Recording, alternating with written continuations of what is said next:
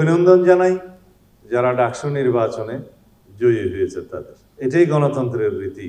কিছু ত্রুটি বিচ্যুতি নির্বাচনে হয়েছিল, যেহেতু যাত্রা অনেক বছর পরে হয়েছে, কিন্তু ত্রুটি বিচ্যুতি ছিল।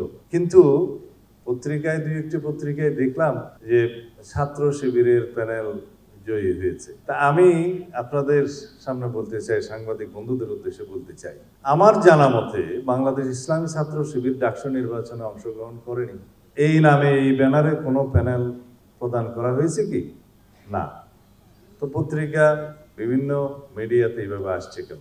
যারা ডাকসুতে নির্বাচিত হয়েছে তারা বৃহৎ কোনো রাজনীতির মূল দলের ছাত্র সংগঠন না হলে জাতীয় রাজনীতিতে তারা আসতেই পারে না। কারণ আমরা নেব না, এখনো ডাকসুতে ভিপিজিএস হয়েছে, অনেক নেতা জাতীয় রাজনীতিতে আছেন, কেউ হারিয়ে গিয়েছেন। তাদের মধ্যে যারা বৃহৎ রাজনৈতিক সংগঠনের অন্তর্ভুক্ত ছিল তাদের কেউ কেউ জাতীয় সংসদে এসছে, বাকিরা এখনো পর্যন্ত লড়াই করছে, সংগ্রাম করছে আসার জন্য।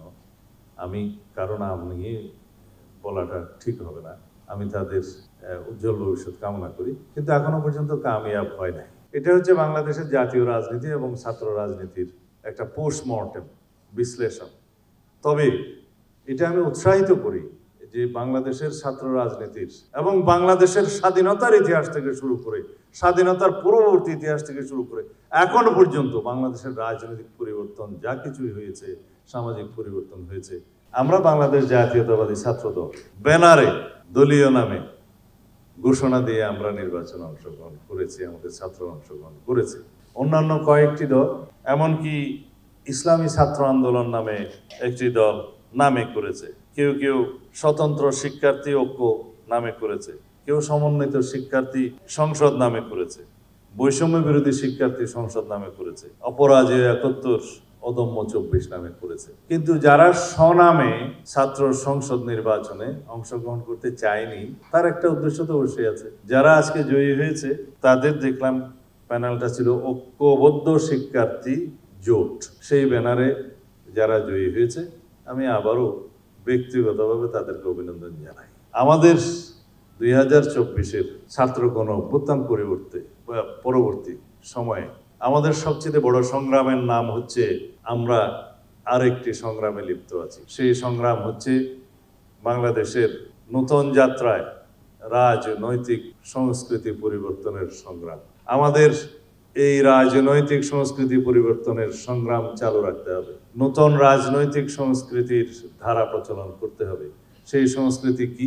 গণতান্ত্রিক সংস্কৃতি, সহনশীলতার সংস্কৃতি, সহমর্মিতার সংস্কৃতি। এবং সহনশীলতা, সহমর্মিতার মধ্য দিয়ে আমরা পরস্পর রাজনৈতিক দলসমূহের মধ্যে আমরা প্রতিযোগিতা করব, রাজনীতির চর্চা করব।